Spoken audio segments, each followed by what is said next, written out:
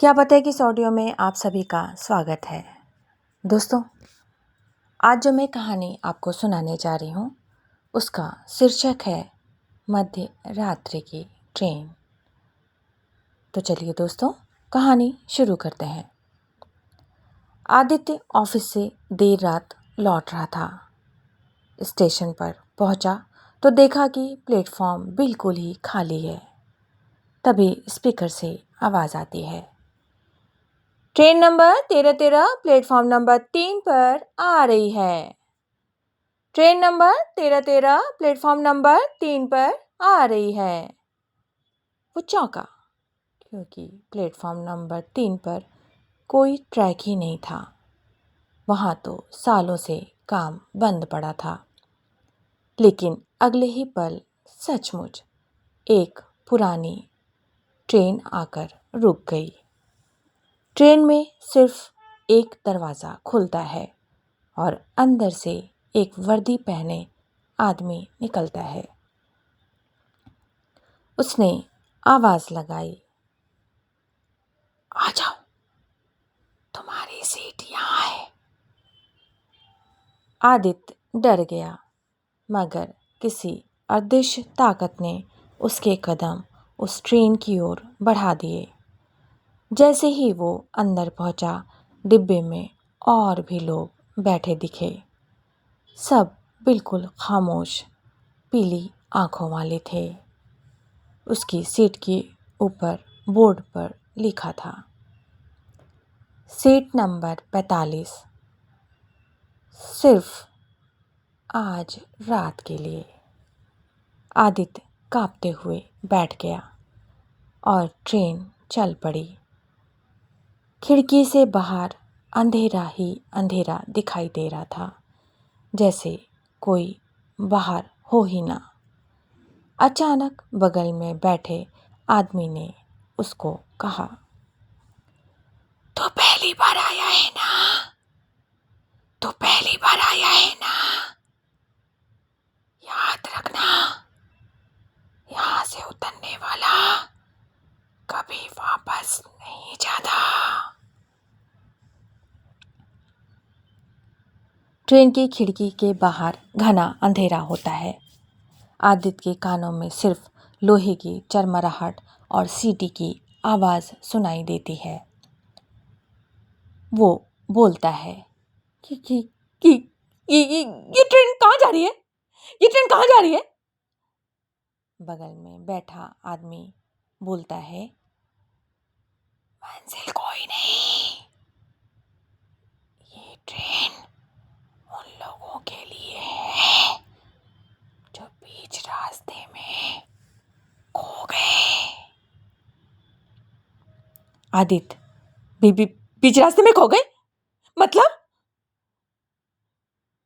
आदमी ने उसकी आंखों में देखते हुए कहा, मौत और जिंदगी के बीच जैसे दो। आदित्य का दिल जोर जोर से धड़कने लगा। लेकिन लेकिन लेकिन लेकिन मैं तो जिंदा हूं ना? मैं जिंदा हूं ना? इतना सुनते ही पूरे डिब्बे में बैठे यात्री एक साथ उसकी ओर देखने लगे। उनकी आंखें पीली और चमकने लगी। तभी टिकट वाला आया। उसने हाथ में एक काली रजिस्टर लिए हुए था।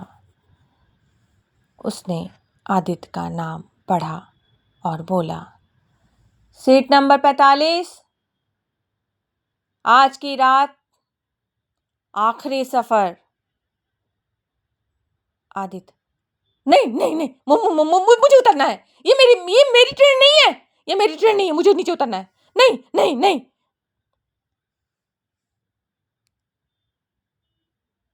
चेकर ने बोला, यहाँ कोई अपनी मर्जी से नहीं आता।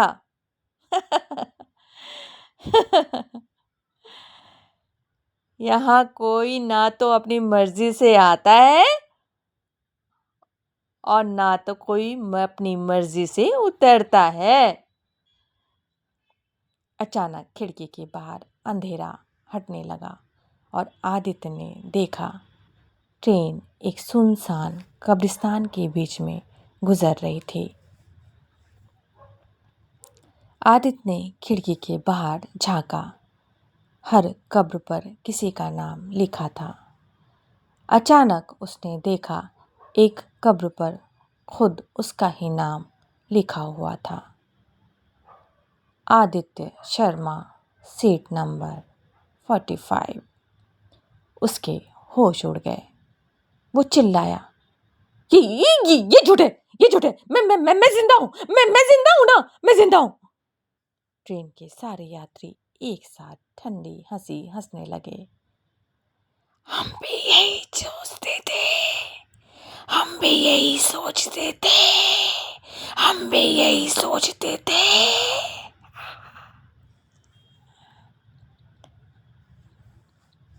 टिकट वाला आगे आया और बोला, समय हो गया, उतर जाओ। ट्रेन कब्रिस्तान के बीच रुक गई। दरवाज़ा अपने आप खुल गया। आदित्य ने जोर से दरवाज़ा पकड़ लिया। नहीं नहीं नहीं नहीं, मैं नहीं उतरूंगा, मैं नहीं उतरूंगा, नहीं मैं नहीं उतरूंगा। अचानक उसकी जेब में रखी जेब घड़ी अपने आप बजने लगी। वो घड़ी उसके दादाजी की थी।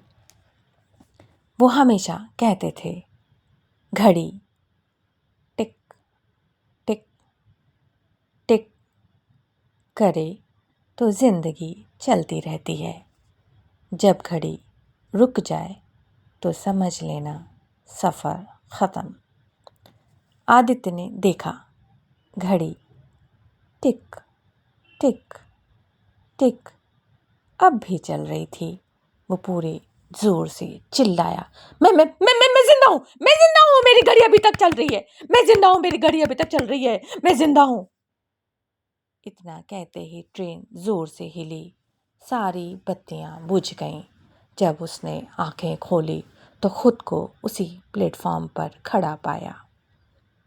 ट्रेन गायब थी। आसपास सिर्फ सन्नाटा था, लेकिन उसके हाथ में अब भी टिकट था। Seat number 45। वापसी की कोई गारंटी नहीं। तो दोस्तों, ये कहानी कैसी लगी? अगर अच्छी लगे तो लाइक, शेयर, कमेंट करना ना भूलें। Thank you.